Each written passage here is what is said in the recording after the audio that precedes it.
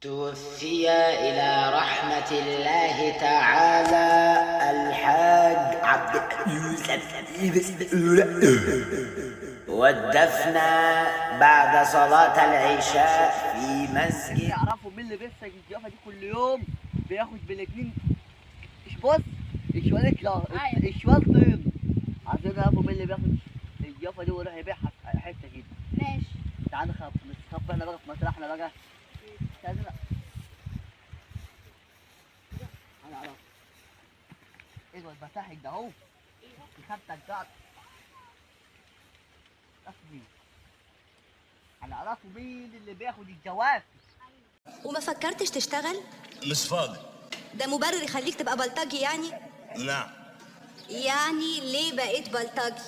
واحد مصاحب علي علوكة واشرف كوخة عايزين نطلع طيار. توفي إلى رحمة